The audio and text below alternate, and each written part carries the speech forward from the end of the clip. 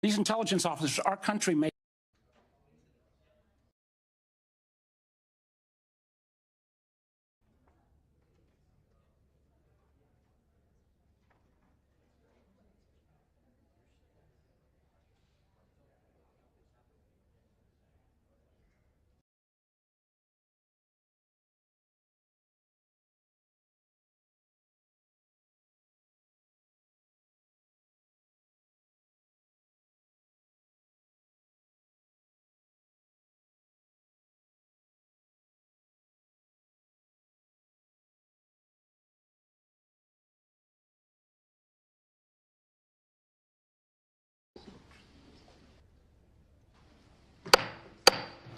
The hearing will come to order.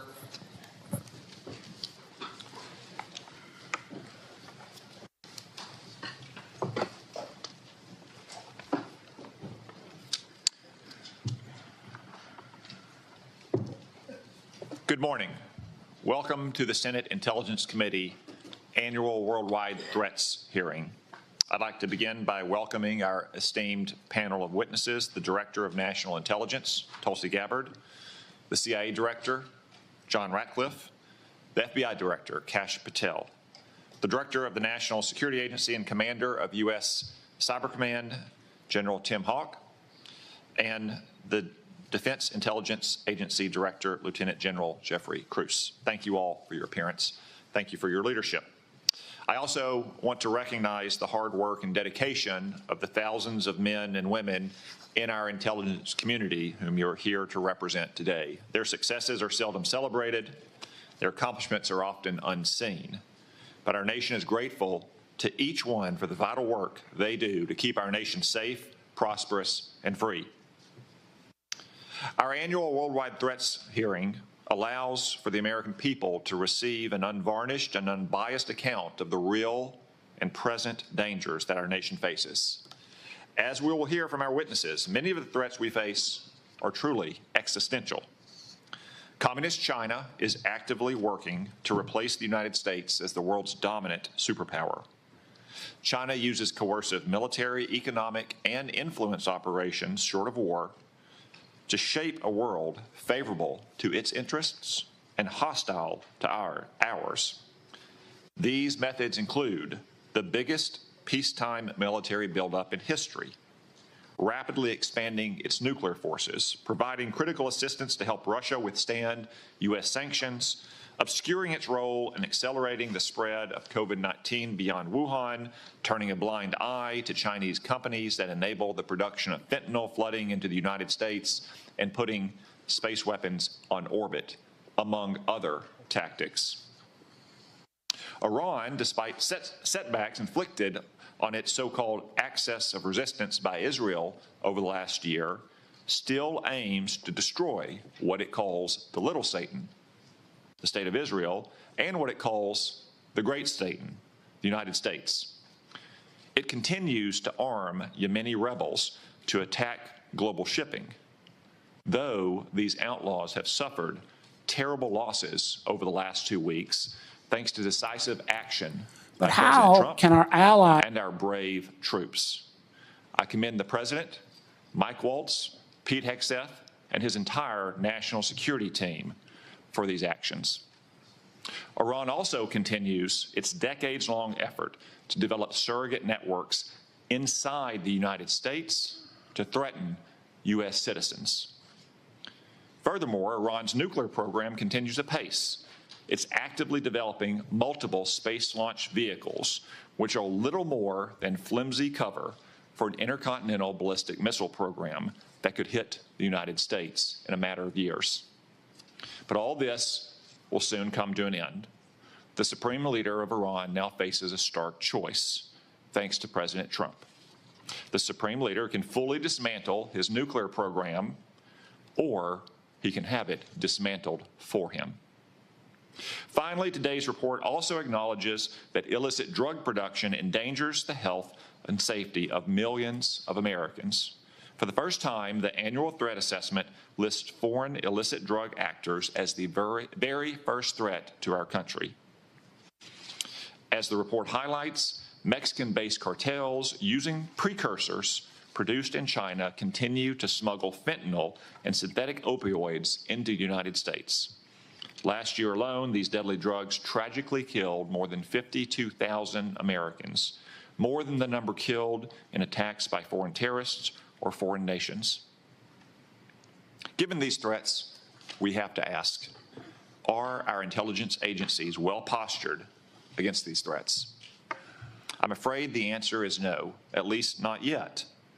As the world became more dangerous in recent years, our intelligence agencies got more politicized, more bureaucratic, and more focused on promulgating opinions rather than gathering facts. As a result of these misplaced priorities, we've been caught off guard and left in the dark too often.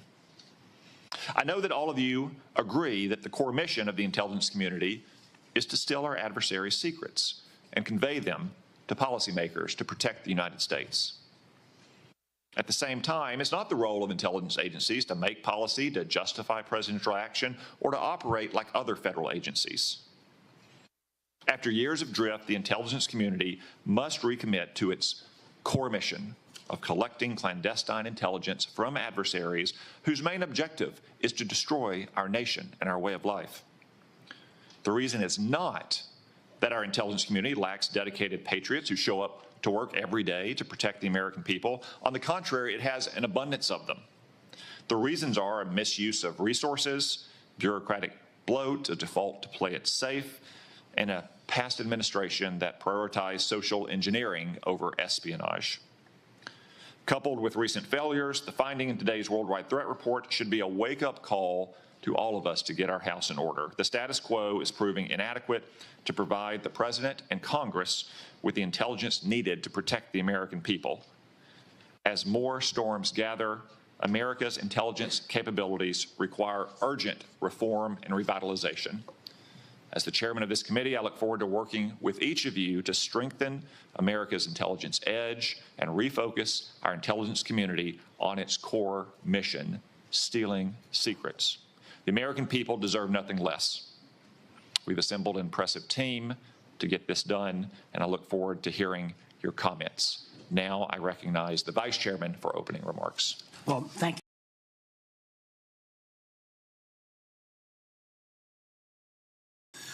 I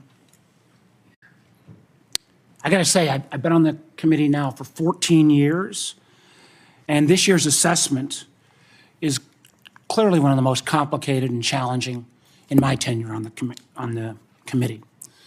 And I want to get into that in a moment, but I want to first of all address the recent story that has broken in the news.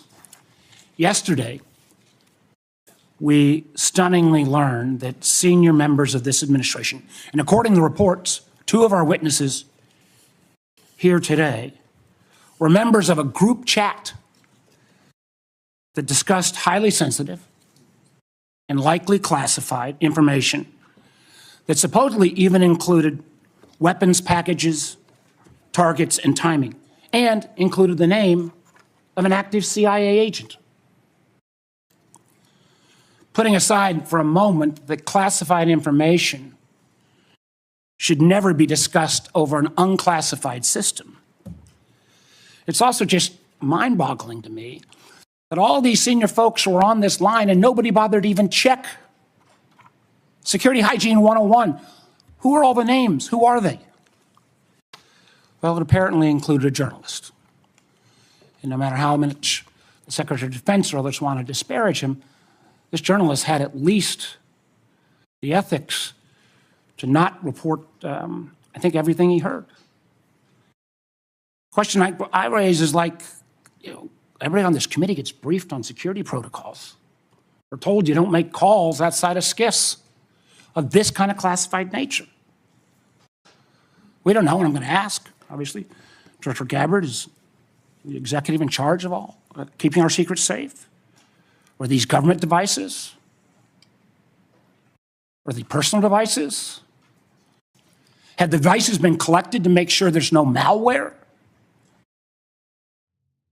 There's plenty of declassified information that shows that our adversaries, China and Russia, are trying to break in to encrypted systems like Signal.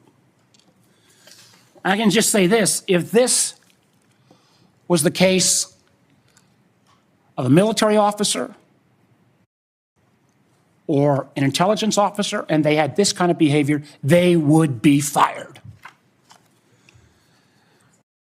I think this is one more example of the kind of sloppy, careless, incompetent behavior, particularly towards classified information, that this is not a one-off or a first-time error. Let me take a couple minutes and review some of the other reckless choices that this administration has made regarding our national security. We all recall, it seems like it wasn't that long ago, but less than 2 months ago, in the first 2 weeks, the administration canceled all U.S. foreign assistance. Now, some may say, how bad can that be? It's foreign assistance. Well, U.S. foreign assistance paid for the units in Ukraine that provide air defense to civilian cities being attacked by Russia. Foreign assistance paid for guarding camps in Syria where ISIS fighters are detained. Foreign assistance paid for programs abroad that ensure that diseases like Ebola don't come home. And until recently, it paid for the construction of a railway in Africa that would have helped given the United States much needed access to critical minerals in Congo. Now that project, China's going to try to finance it. As well, in the first 2 weeks, Director Patel, the administration fired several of our most experienced FBI agents, including the head of the Criminal Investigative Division, the head of the Intelligence Division, the head of the Counterterrorism Division, the heads of the New York, Washington, and Miami field office, all individuals who were distinctly and directly responsible for helping to keep America safe. The irony in a little bit was the recently dismissed head of the Counterterrorism Division was involved in disrupting the ISIS attacks planned for Oklahoma City and Philadelphia and helped lead the effort to bring to justice the key planner of the Abbey Gate bombing in Afghanistan that killed 13 U.S. servicemen and 150 civilians. That very Abbey Gate effort was actually praised by the president in his State of the Union address. Yet the administration's response to these agents, I believe, good works and years of service, was to force these folks out. It's hard to imagine how that makes our country safer. Nor can I understand how Americans are made more secure by firing more than 300 staff at the National Nuclear Security Administration, including those responsible for overseeing the security and safety of the nuclear stockpile. Or by ousting 130 employees at CISA, the agency directly responsible for trying to take on China's Salt Typhoon attack. Again, after Salt Typhoon, I would have thought folks on that group chat might have thought twice. Or how we made safer by sacking 1,000 employees at the CDC and NIH who are actually directly working on trying to keep our country safe from disease. Or by pushing out hundreds of intelligence officers. The amazing thing is that our intelligence officers, they're not interchangeable like a Twitter coder. These intelligence officers, our country makes $20,000 to $40,000 of an investment just in getting a security clearance. Literally goes into six figures when you take the training involved. Can anyone tell how firing probationary individuals without any consideration for merit or expertise is an efficient use of taxpayer dollars?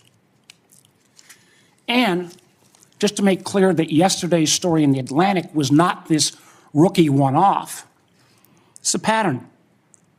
And I want to acknowledge Director Ratcliffe was not here in his position when this took place. But again, earlier in the administration, when a non-classified network was used, thereby exposing literally hundreds of CIA officers' identities, those folks can't go into the field now. How does that make our government more efficient? You know, again, this pattern of an amazing cavalier attitude towards classified information is reckless, sloppy, and stunning. And perhaps what troubles me most is the way the administration has decided that we can take on all of our problems by ourselves without any needs for friends or allies. I agree that we've got to put America's priorities first. But America first cannot mean America alone. The intelligence we gather to keep Americans safe depends on a lot of allies around the world who have access to sources we don't have. That sharing of information saves lives, and it's not hypothetical. We all remember it because it was declassified last year when Austria worked with our community to make sure to expose a plot against Taylor Swift in Vienna. That could have killed literally hundreds of individuals. However, these relationships are not built in stone. They're not dictated by law. Things like the Five Eyes are based on trust, built on decades. But so often that trust is now breaking literally overnight. Yet suddenly, and for no reason that I can understand, the United States is starting to act like our adversaries are our friends. Voting in the UN with Russia, Belarus, and North Korea. That's a rogues gallery if I've ever heard of them. Treating our allies like adversaries, whether it's threats to take over Greenland or over the Panama Canal, destructive trade war with Canada, or literally threatening to kick Canada out of the Five Eyes. I feel our credibility is being enormously undermined with our allies, who I believe, and I think most of us on this committee, regardless of party, believes makes our country safer and stronger.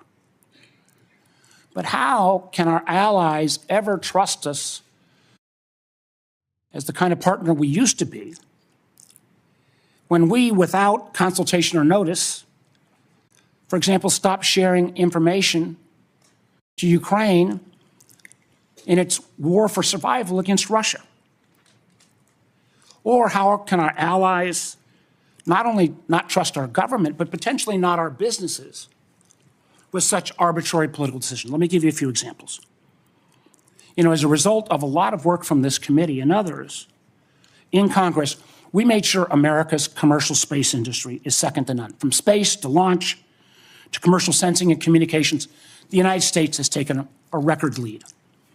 Yet overnight, this administration called into question the reliability of American commercial tech industry when Maxar and other commercial space companies were directed to stop sharing intelligence with Ukraine.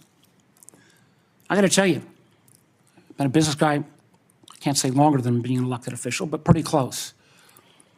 That shockwave across all of commercial space, and frankly, not just commercial space, I've heard it from some of our hyperscalers in the tech community, has sent an enormous chill. Who's going to hire an American commercial space company, government or foreign business, with the ability to have that taken down so arbitrarily? And it's not just in the case of commercial space. We've seen that Canada, Germany, Portugal have all been saying they're rethinking buying F-35s. I've heard from Microsoft and Google directly and Amazon that they're having questions about whether they can still sell their services.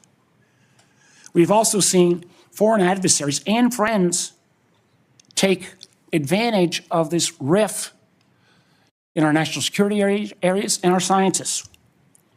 Germany has already put out ads trying to attract some of our best scientists who've been rifted. And the Chinese intelligence agencies are posting on social media sites in the hopes of luring individuals with that national security clearance who've been pushed out, perhaps arbitrarily, to come into their service. So no, the signal fiasco is not a one-off. It is unfortunately a pattern we're seeing too often repeated. I fear that we feel the erosion of trust from our workplace, from our companies, and from our allies and partners can't be put back in the bottle overnight. Make no mistake, these actions make America less safe. Thank you, Mr. Chairman. Before I turn to the witnesses' hearing, I want to welcome everyone in our large audience today. I also want to note that we will not tolerate any disruptions of the witnesses' testimony or senators' questions and the witnesses' answers. You'll note that we have a large contingent of Capitol Police in the room. Any disruptions, either opposed or in favor to the witnesses, will result in prompt removal from the hearing room, and my encouragement to the U.S. Attorney to throw the book at the person disrupting the hearing. No offense, but we all came to hear the witnesses, no one else in the room. Director Gabbard, I understand you'll make a statement for the panel of witnesses. Thank you, Mr. Chairman, Vice Chair, members of the committee. Thanks for the opportunity for us to be here to present you the intelligence community's 2025 annual threat assessment. I'm joined here this morning by my colleagues from the CIA, DIA, FBI, and NSA. Our testimony offers the collective assessment of the 18 U.S. intelligence elements making up the U.S. Intel community and draws on intelligence collection and information available to the IC from open source and private sector and the expertise of our analysts. This report evaluates what the IC assesses most threatens our people and our nation's ability to live in a peaceful, free, secure, and prosperous society. As you know, we face an increasingly complex threat environment that is threatening us here at home and our interests abroad. I'll begin by focusing on what most immediately and directly threatens the United States and the well-being of the American people: non-state criminal groups and terrorists putting American lives and livelihood at risk. Then I'll focus on the key nation states who have the capability to threaten the interests of the United States. In this complex environment, non-state and state actors are able to exploit or take advantage of the effects of each other's activities. Conventional and asymmetrical capabilities, even the traditionally weakest of actors are able to acquire from available advanced technologies, creates an even more complex and serious threat landscape. First, I'll highlight the threats presented by several non-state actors. Cartels, gangs, and other transnational criminal organizations in our part of the world are engaging in a wide array of illicit activity, from narcotics trafficking to money laundering to smuggling of illegal immigrants and human trafficking, which endanger the health, welfare, and safety of everyday Americans. Based on the latest reporting available for a year-long period ending October 2024, cartels were largely responsible for the deaths of more than 54,000 U.S. citizens from synthetic opioids. Mexico-based transnational criminal organizations, or TCOs, are the main suppliers of illicit fentanyl to the U.S. market and are adapting to enforcement and regulatory pressures by using multiple sources and methods to procure precursor chemicals and equipment, primarily from China and India, many of which are dual-use chemicals used in legitimate industries. Independent fentanyl producers are also increasingly fragmenting the drug trade in Mexico. The availability of precursor chemicals and ease of making illicit fentanyl have enabled independent actors to increase illicit fentanyl production and smuggling operations in Mexico. Cartels are profiting from human trafficking and have likely facilitated more than 2 million illegal immigrants encountered by law enforcement at the U.S. southwest border in 2024 alone, straining our vital resources and putting the American people at risk. Criminal groups drive much of the unrest and lawlessness in the Western Hemisphere. They also engage in extortion, weapons and human smuggling, and other illicit and dangerous revenue-seeking operations, including kidnappings for ransom, forced labor, and sex trafficking. These and other human traffickers exploit vulnerable individuals and groups by promising well-paying jobs while confiscating their identification documents. They operate in the shadows, exploiting lawlessness in various areas and using coercion and intimidation to control their victims. While these key drivers of migrants are expected to persist, heightened U.S. border security enforcement and deportations under the Trump administration are proving to serve as a deterrent for migrants seeking to illegally cross U.S. borders. U.S. Border Patrol apprehensions along the southwest border in January 2025 dropped 85% from the same period in 2024. Transnational Islamist extremists such as ISIS and al-Qaeda and affiliated jihadi groups continue to pursue, enable, or inspire attacks against the United States and our citizens abroad and within the homeland to advance their ultimate objective of establishing a global Islamist caliphate. This includes heightened efforts to spread their ideology to recruit and radicalize individuals in the U.S. and the West. While the New Year's Day attacker in New Orleans had no known direct contact with ISIS terrorists, he was influenced and radicalized by ISIS ideological propaganda, as one example. Al-Qaeda and its affiliates continue to call for attacks against the United States as they conduct attacks overseas. These jihadist groups have shown their ability to adapt and evolve, including using new technologies and tactics to spread their ideology and recruit new followers. A range of non-state cyber criminals are also targeting our economic interests, critical infrastructure, and advanced commercial capability for extortion, other coercive pursuits, and financial gain.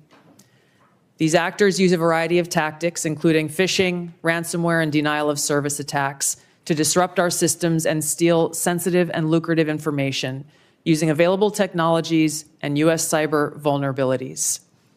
Ransomware actors last year, for example, attacked the largest payment processor for U.S. healthcare institutions.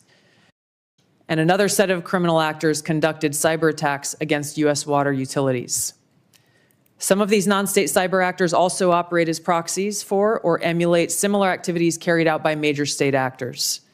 While these non-state cyber actors often seek financial and intellectual property gains, they also carry out cyber operations for espionage purposes, targeting our critical infrastructure.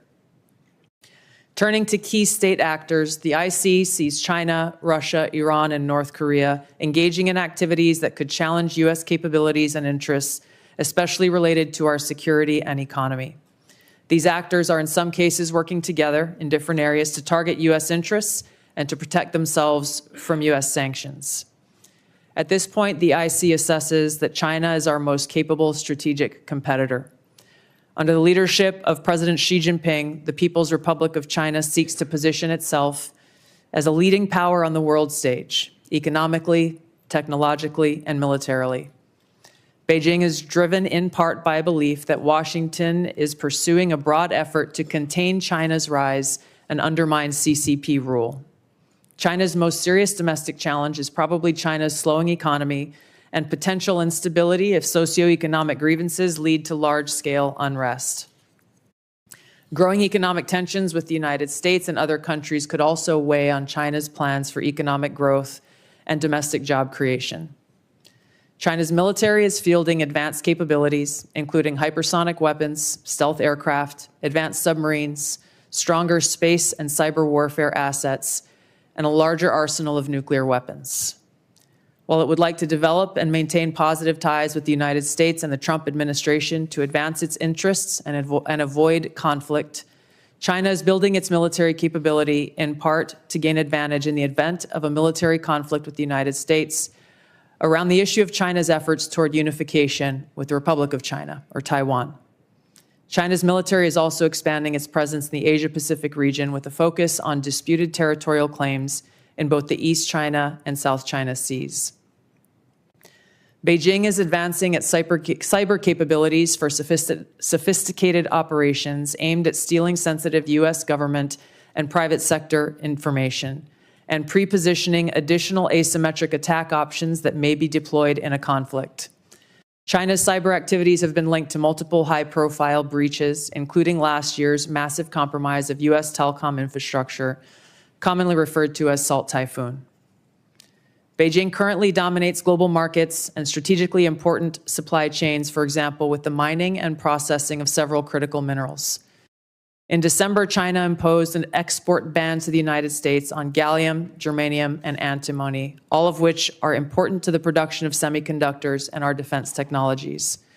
This was in direct response to U.S. export controls on chips designed to broadly limit PRC access to advanced chips and chip-making equipment. China also aims to compete in other critical global industries, including AI, legacy semiconductor chip production, biomanufacturing and genetic sequencing, and medical and pharmaceutical supply production. Leveraging often heavily state-subsidized production at greater scale, lower costs, and weaker regulatory standards than required in the West, Beijing's strategy has given it a leading position in many parts of these sectors and supply chains that support them. In 2023, for example, China had 5 first-in-class domestic drug approvals and 3 FDA approvals. Turning to Russia. Russia's nuclear and conventional military capabilities, along with its demonstrated economic and military resilience, make it a formidable competitor.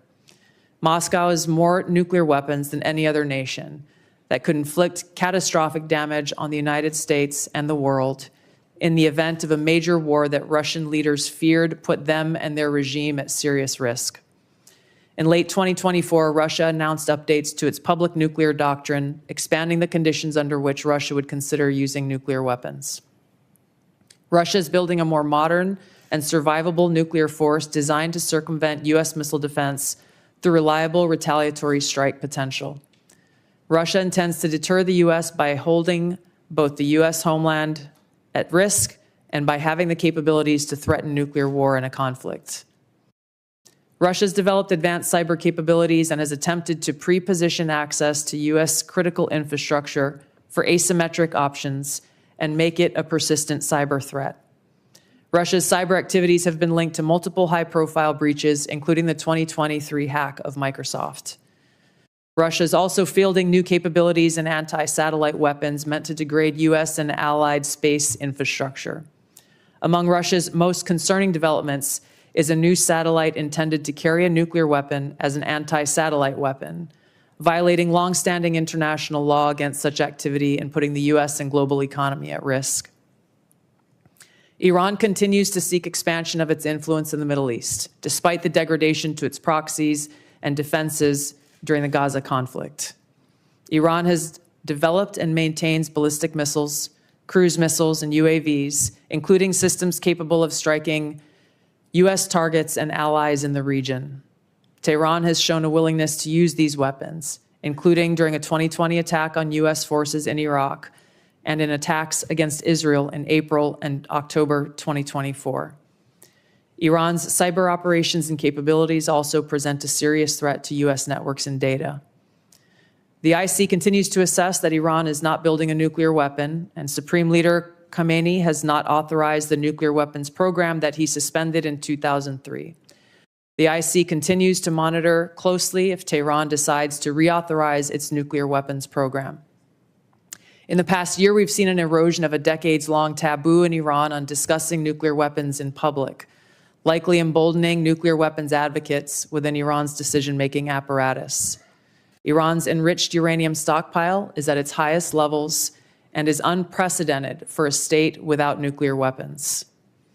Iran will likely continue efforts to counter Israel and press for U.S. military withdrawal from the region by aiding, arming, and helping to reconstitute its loose consortium of like-minded terrorist and militant actors, which it refers to as its axis of resistance.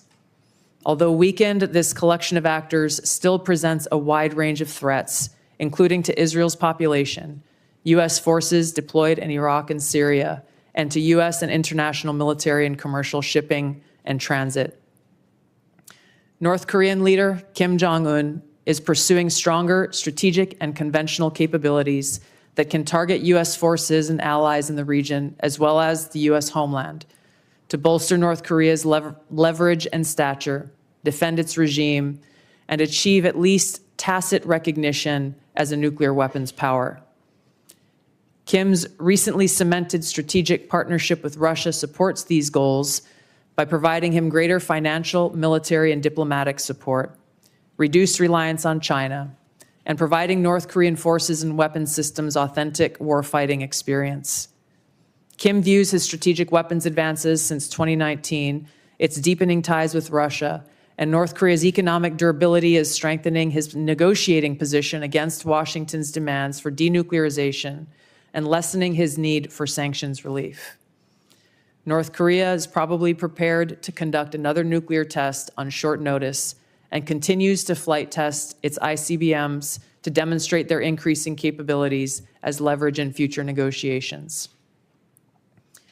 Since 2022, China, Russia, Iran, and North Korea have grown closer. Removing the accelerant of the war in Ukraine is unlikely to revert these bilateral relationships to a pre-war 2021 baseline, leaving room for new strategic priorities and world events to create new incentives or challenges to their currently high levels of cooperation. Russia has been a catalyst for much of this expanded cooperation, driven heavily by the support it has needed for its war effort against Ukraine, including protection from U.S. and Western sanctions. In addition to its exchange of military and other resource capabilities with North Korea, Russia has relied more heavily on China's financial and defense industry backing, and also has increased combined military exercises with China to signal shared fortitude against the United States and U.S. allies in the Asia-Pacific region. With Iran, Russia has also expanded financial ties to mitigate sanctions. Iran has become a critical military supplier to Russia, especially of UAVs, in exchange for Russian technical support for Iranian weapons, intelligence, and advanced cyber capabilities. In conclusion, the threats that we see to U.S. national security are both complex and multifaceted and put the lives, safety, and well-being of the American people at serious risk. As the heads of the American people's intelligence community, we will continue to provide the President, Congress, and our warfighters with timely, unbiased, relevant intelligence to keep the United States secure, free, prosperous, and at peace. To the American people specifically, our intelligence community exists to serve you and to ensure your safety, security, and freedom. Thank you. Thank you, Director Gabbard. As I mentioned in my opening remarks, the annual threat assessment for the first time lists cartels and traffickers as the very first threat. Director Patel, I'm pleased to say that the FBI's Little Rock field office has been doing its part in addressing this threat. The field office, along with other federal, state, and local law enforcement agencies, have arrested nearly 300 immigrants in my state in 2025 so far. Could you provide some color about the nature of the threat these illegal immigrants have posed, not just to Arkansas, but our nation, perhaps including some of the details of the horrific offenses they've committed against the American people? Thank you, Mr. Chairman. Mr. Vice Chairman. The witness will suspend.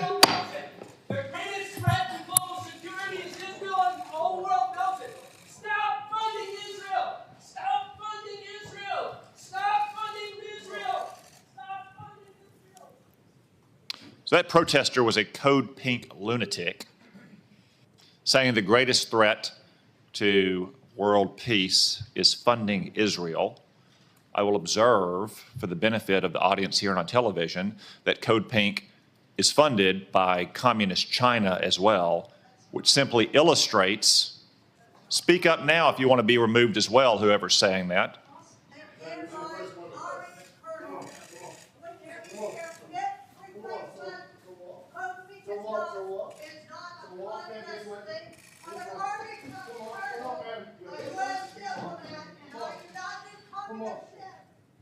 If anyone else would like to join them, speak now, please, so we don't have any more disruptions. As I was saying, the fact that communist China funds Code Pink, which interrupts a hearing like this about Israel, simply illustrate Director Gabbard's point that China, Russia, Iran, North Korea, and other American adversaries are working in concert to a greater degree than they ever have before. Director Patel, back to my question, could you give us some color about the threat that illegal migrants have posed, not only to my state, which has resulted in nearly 300 arrests in 2025, but also to the nation at large? Thank you, Mr. Chairman, Mr. Vice Chairman, and members of the committee. I appreciate the time to address you all, specifically to Arkansas, Senator. The priorities at the FBI, which I identified during my confirmation hearing and since, is attacking violent crime along with national security. And every single state in this country is a border state. Arkansas is no exception. Allow me to highlight the work of the men and women in the FBI and state and local law enforcement in the state of Arkansas. Since February 5th alone, we've had 220 illegal immigrants arrested on charges varying from violent offenses, weapons offenses, narcotics offenses, and serious violent felonies.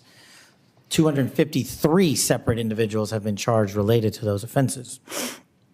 And here's something I want the American people to hear about narcotics and countering narcotics. Thousands of pounds of narcotics were seized in these 3 weeks in the state of Arkansas. Thousands, worth tens of millions of dollars.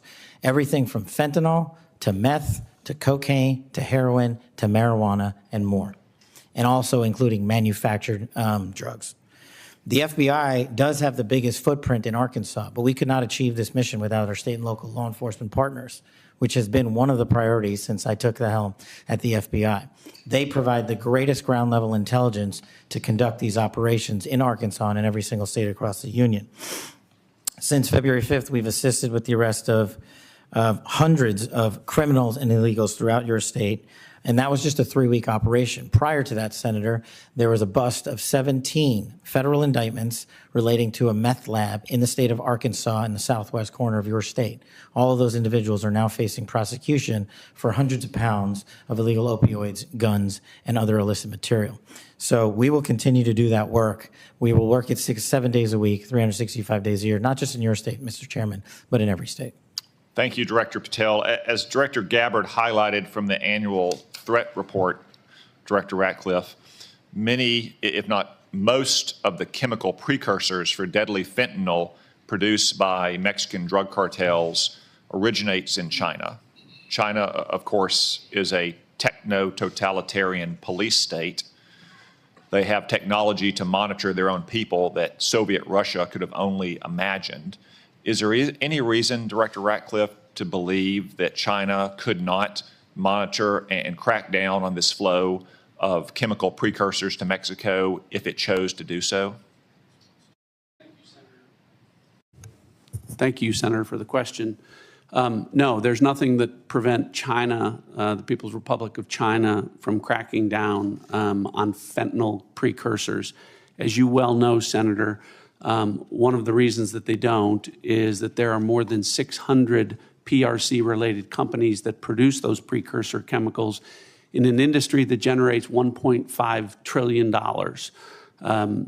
That is one of the reasons that we see that Chinese efforts to affect the fentanyl precursors are really limited in nature and intermittent in nature, and not a dedicated effort to enforce their own laws and regulations to crack down on this. Thank you, Director Ratcliffe. I have many more questions I could ask, but I'm going to try to lead by example and stay within the 5-minute limit. For the benefit of senators, I remind everyone there is a vote scheduled at noon. I hope to finish the open portion of this hearing before that vote closes, after which time we'll move to the closed portion. The Vice Chairman. Thank you, Mr. Chairman. I'll be happy to take your extra 13 seconds, but I want to go back to what I addressed at the outset. I mean, this was not only sloppy, it not only violated all procedures, but if this information had gotten out, American lives could have been lost. The Houthis had this information, could reposition their defensive systems. So I want to get a little more information about this. Director Gabbard, did you participate in the group chat with Secretary of Defense and other Trump senior officials discussing the Yemen war plans? Senator, I don't want to get into the specifics. Ma'am, were you on? You're not going to be willing to address? So you're not, are you denying? Matt, will you answer my question, ma'am? You were not TG on this group chat? I'm not going to get into the specifics. So you refuse to acknowledge whether you were on this group chat? Senator, I'm not going to get into the specifics. Why are you going to get into the specifics? Is it because it's all classified? Because this is currently under review by the National Security Council. Because it's all classified? If it's not classified, share the text now. As the White House previously stated, is it classified or non-classified information on this text? I can confirm. Director Ratcliffe, were you on the group chat? Senator, I was on a signal messaging group. So you were the John Ratcliffe on that chat? I was. Thank you. Thank you. Can I provide some context, Senator, to that? Yes, but I've got a series of questions. Well, but I think it's important because at the outset you made a couple of comments about signal messaging using encrypted apps. So that we're clear, one of the first things that happened when I was confirmed as CIA director was signal was loaded onto my computer at the CIA, as it is for most CIA officers. One of the things that I was briefed on very early, Senator, was by the CIA records management folks about the use of signal as a permissible work use. It is. That is a practice that preceded the current administration to the Biden administration. Director Ratcliffe, I've got a series of questions.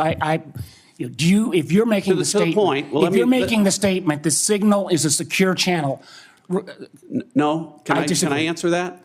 It is I've got a series of end-to-end decryption, so It to is, finish, I understand it is encryption. permissible to use to communicate and coordinate for work purposes, provided, Senator, that any decisions that are made are also recorded through formal channels. Right. So those were procedures that were implemented.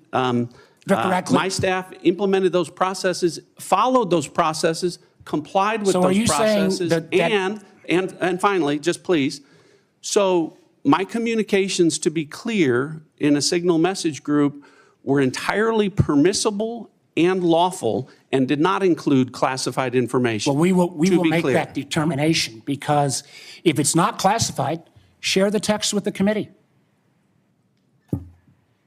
Let me go on. Director Gabbard, you are the security executive and set access guidelines for classified information. Did you contact the defense secretary or others after this specific military planning was put out and say, hey, we should be doing this in a SCIF? There was no classified material that was shared in that So then, signal if there was no check. classified material, share it with the committee.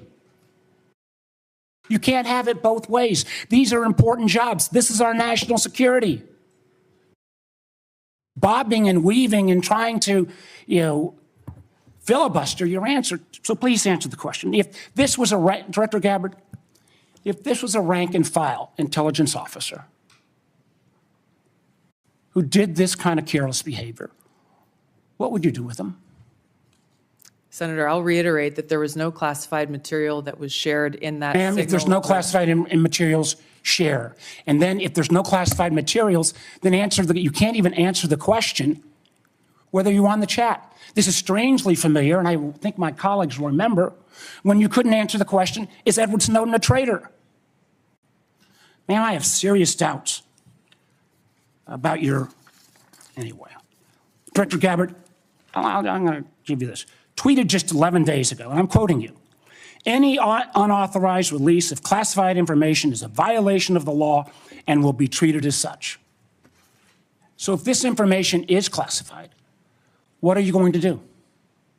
Senator, 2 points here. First of all, there's a difference between inadvertent release versus Careless and sloppy. malicious leaks of classified information. The second point is there was no classified information that was on Then this signal committee group should get chat. that information. Director And the Patel, National Security Director Council Patel, is my time's about out, how and I'm this going to occurred. use my 12 seconds up the chairman gave me. Director Patel, has the FBI launched any investigation of this? Senator, I was just briefed about it late last night, this morning. I don't have an update. I would like to get an answer by the end of the day. At this point in the ordinary course of affairs, I would recognize Senator Collins. She asked me to express to you that she is under the weather this morning. She regrets her absence, but anticipates submitting written questions to which I would request your prompt replies for the senator. Senator Cornyn. Director Gabbard, I applaud President Trump's efforts to try to bring an end to the war between Russia and Ukraine. I want to read a statement out of the annual threat assessment and just confirm that you agree with this. It says Russia views its ongoing war with Ukraine as a proxy conflict with the West, and its objective to restore Russian strength and security in its near abroad against perceived U.S. and Western encroachment has increased the risks of unintended escalation between Russia and NATO. Do you agree with that statement? And that is in the annual threat assessment, correct? Correct. I'd like to refer to an AP story, Associated Press, dated March 21st, 2025. The title of the article is Western Officials Say Russia is Behind a Campaign of Sabotage Across Europe. This AP map shows it. Mr. Chairman, I'd like to ask unanimous consent that speak made part of the record. Without objection. The document that AP compiled, and I presume this is through open sources, documented 59 incidents, including cyber attacks, spreading propaganda, plotting killings, or committing acts of vandalism, arson, sabotage, or espionage. Is that consistent with your understanding and impression of what Russia's currently engaged in Europe? Senator, I haven't seen that specific article, but I can confirm that we assess Russia's attempts to conduct such sabotage activities in Europe. Thank you. One of the things that I'm most concerned about following some of the discussions between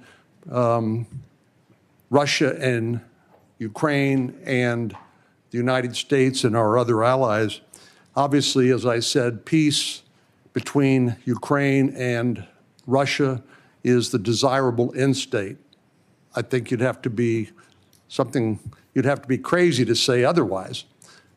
But I also want to talk a little bit about the unexpected or maybe unintended consequences of European insecurity.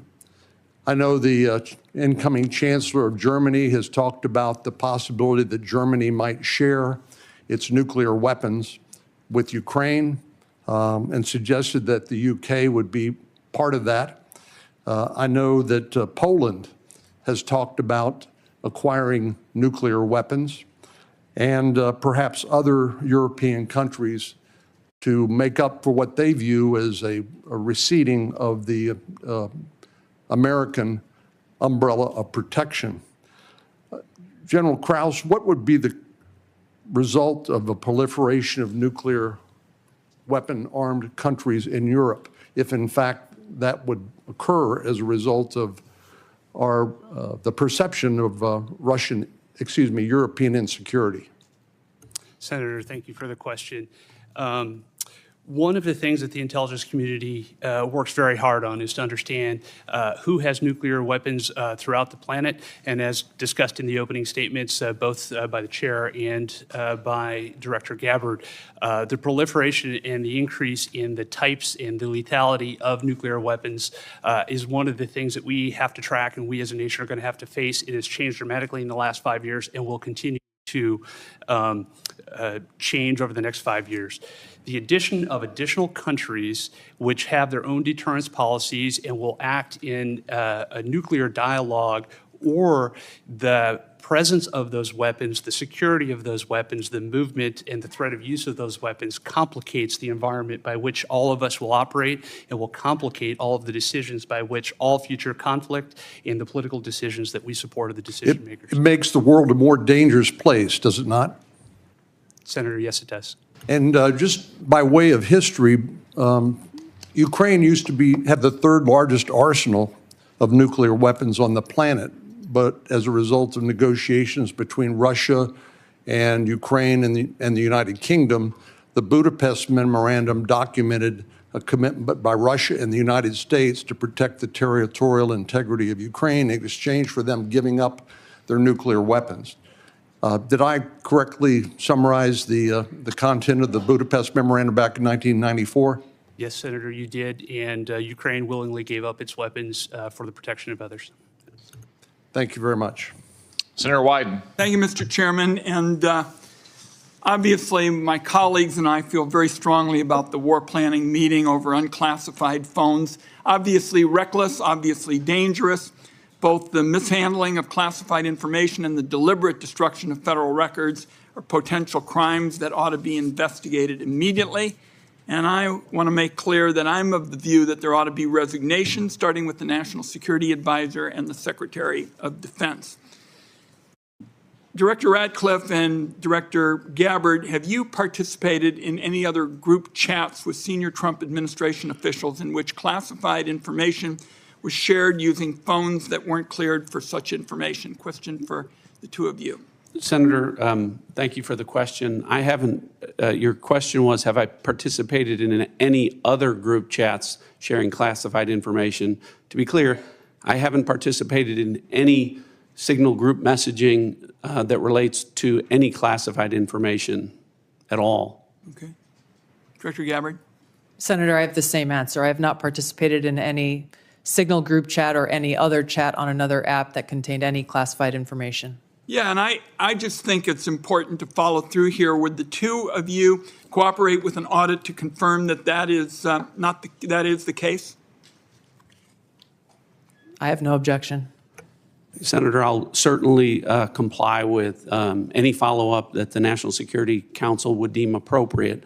But again, to be clear, the use of signal message end-to-end encryption applications is permissible and was, in this case, used permissibly, at least to my understanding, and in a lawful manner. The seriousness of this is so clear. That's why I want to have an audit, and both of you gave me an answer indicating that you would be open to that, and I appreciate it. Director Patel, you weren't in this particular group chat, but have you participated in any chats on unclassified phones with other administration officials relating to national security?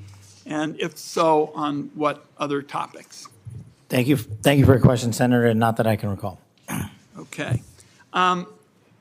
Question I have for you, Director Gabbard, involves this question of Elon Musk wasn't going to see the military's China war plans because he said he, quote, has business in China and he would be susceptible perhaps to that. That was his comment. So as DNI, you're responsible for security clearance policies across the government.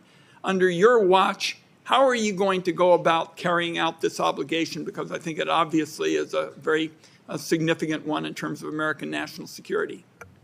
Thank you, Senator. As you know, the Office of the Director of National Intelligence provides oversight over these different 18 intelligence elements. Leaders within those elements are empowered with that responsibility to uphold the trust that the American people have placed in them. In this example that you've cited, both Secretary Hegseth as well as President Trump completely denied the assertion that Elon Musk was going to receive any kind of classified war plan brief pertaining to China or any other country. So on the question of whether the president has the prerogative to get clearances is really the area that I want to touch on, because you're formally responsible for security clearance policies, and that's why I'm asking about it. So can a president decide who gets a clearance? Yes. So what about your role? You're formally responsible for security clearance policies. That is also true. So how do we resolve it? President just gets his way. The elected president and commander-in-chief has the authority to provide a security clearance to those who he deems necessary. Mr. Chairman, and to the ranking member, I think we have to have a further discussion on this and figure out what the ground rules, are. I think it's clear what the director says. I just think we need more clarity, because I think you have the formal responsibility for security clearances, and now we've heard that this somehow is going to be the president's project, and I think we ought to have further discussions. Thank you, Mr. Chairman. Senator Langford. Mr. Chairman, thank you. Thank you to all of you, your service to the country. It matters. There are a lot of citizens of our country right now that have much greater security in their life because of the work that you do and the people that are working around you do. So I just want to say I appreciate that. For the folks in Oklahoma, they would definitely want me to be able to say thank you for your service. Let me ask a couple of questions on this. Director Gabbard, let me start with you on this. Iran has been listed as one of the top sponsors of terrorism for a very long time. They are the primary armors of Hezbollah, of Hamas, of the Houthis. They're arming the Russians to be able to kill Ukrainians. They continue to be able to destabilize the region. And just in the recent days, when many nations in the Gulf region have talked about how to provide greater stability, Iranian leadership stepped out and made very clear statements. They want a one-state solution for Israel, and it's to drive out all Jews. So this continues to be an issue, not just for the region, but for Americans in particular. So my question is on this is the sanctions and the effect of sanctions, what we know about the Iranian response. Under the Biden administration, those sanctions will turn down, where, quite frankly, Iran has been able to sell $90 billion in oil on the global market to be able to rearm itself and all the others around the region. Now sanctions are now going back on to Iran again. What do we know about the effect of those sanctions? Thank you, Senator, for the question. These sanctions have just begun to be reinstated, so the full effects have not yet borne fruit. But the message that the president has sent with his maximum pressure campaign is certainly heard. As the chairman mentioned in his opening remarks, President Trump recently sent a letter to the leader of Iran expressing his interest in direct talks in order to try to de-escalate and to prevent war, prevent Iran from gaining a nuclear weapon, but also stated that there would be military consequences if there was no direct negotiations. So President Trump is continuing to carry out his vision and mission of peace through strength, acting in the best interests of the American people. We will see what choices are made from here. Okay, thank you. Director Patel, during the last administration and the very open border policy that they had, we had some years, including 2022 and 2023, where there were 70,000 individuals that were released into the country that were identified as special interest aliens. This is something this committee and the Homeland Security Committee tried over and over again to get details on. The Biden administration was unwilling to be able to share any of the details on the special interest aliens, led to a great amount of frustration. The comment came often back to us is that FBI is going to track all these individuals and to be able to identify them, even though it was 70,000 a year that were coming into the country. You just walked into this position and trying to get your feet on the ground in so many different issues that are outstanding on that. I raised to you the issue of individuals that are currently illegally present in the country going through a process, but are listed as special interest aliens. By definition from the administration, those are individuals that we don't know their level of risk, but they're considered a national security risk, but we don't know anything else about them from there. So how are you trying to get on top of the number of people that are criminal aliens in the country, but also these special interest aliens that come from terrorist areas? Thank you, Senator. Appreciate your question. As far as the FBI is concerned, you hit on it. Criminal. So we are focused across our interagency partners at DHS, ICE, CBP, CISA, and elsewhere to identify through our information sharing networks that we have stood up with state and local law enforcement to provide us the details on any criminal evidence relating to any of the individuals you highlighted. And if there's a nexus there, a case will be opened, by the line agents who predicated lawful and factual basis to do so. And we will further refer that matter to the Department of Justice for prosecution. We are reviewing all of these cases anew, and we will report back to you, Senator, with some fidelity on the outcome of that process. Okay, thank you. Are you getting good feedback from social media technology companies and cooperation from them on illegal activities that are promoted on their site? All the different sites have rules and standards for what can and can't be done on that. But for instance, in the border areas, many of the sites are allowing child trafficking, or they're allowing basically the hiring of Americans to come be drivers and such, and they know this is being circumvented. Are they working with you on that to be able to take illegal content off their sites? Thank you, Senator. And we have engaged directly at the top levels of all the private sector software communities and social media companies, and they have been very helpful because they have been told that this is a priority for me at the FBI to work with them because they have so much information to share back with us. Now, that's, of course, just on the public systems. We're not talking about the dark net. Thank you. Thank you, Mr. Chairman. Senator Heinrich. Thank you, Chairman. Director Ratcliffe, I want to start with you. Who determined that the content of this discussion on Signal was not classified? Senator, I guess I'm not. Well, for example, I can speak to my personal knowledge. There was no classified agent mentioned as part of this story. Normally, that would be classified information. So I guess what I'm asking is, did you just determine it was not classified, or was there any declassification after the fact? So to be clear, so everyone understands the process, as we talked about, Signal is a permissible use. I understand has been used that. at the CIA, has been approved by the White House for senior officials. And appropriate for many conversations. And recommended by CISA for high-level officials who would be targeted by foreign adversaries to use end-to-end encrypted apps whenever possible, like Signal. In this case, what the National Security Advisor did was to request through a Signal message that there be coordination. So you mentioned the name of a CIA active officer, correct? So I didn't mention the name. You didn't mention the name. Existence of that. And in the article, the implication was that somehow that was improper.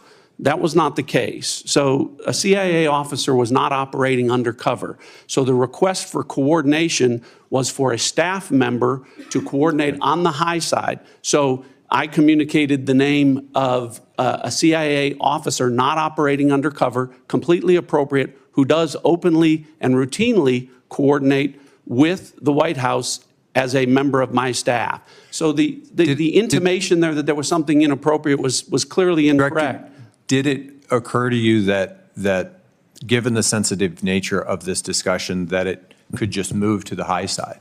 So that was clearly, Senator, I think the intent was that this was initially set up by the National Security Advisor with the instruction that send a point of contact, and then you will be provided with information further on the high side for high side communication. So I think clearly it reflects that the National Security Advisor intended this to be, as it should have been, a mechanism for coordinating between senior level officials, but not a substitute for using high side or classified communications for anything that would be classified. And I think that that is exactly what did happen.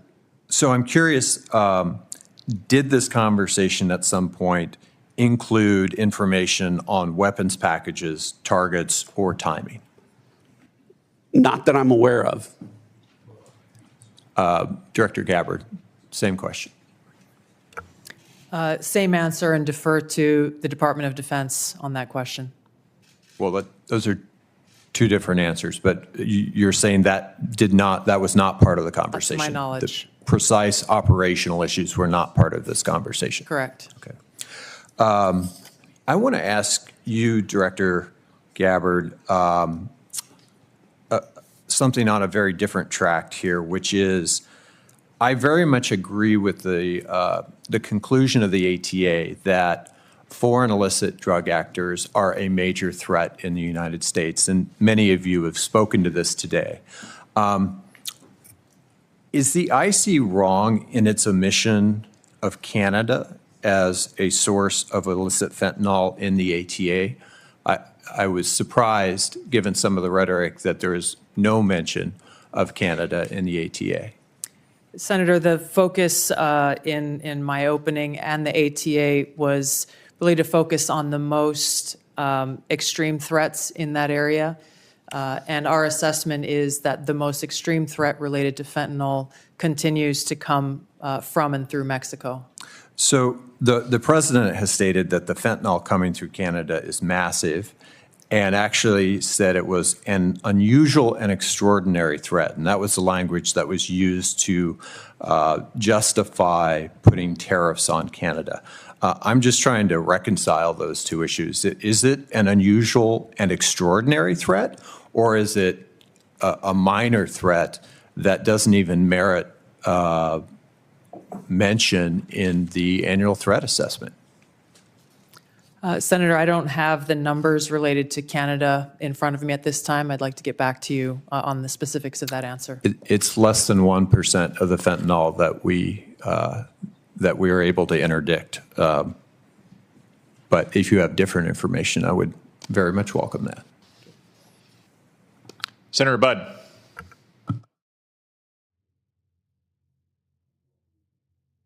Thank you all for being here. And Director Gabbard, prior to your role here, we had a big storm in western North Carolina, and you were among those first from outside our state to show up.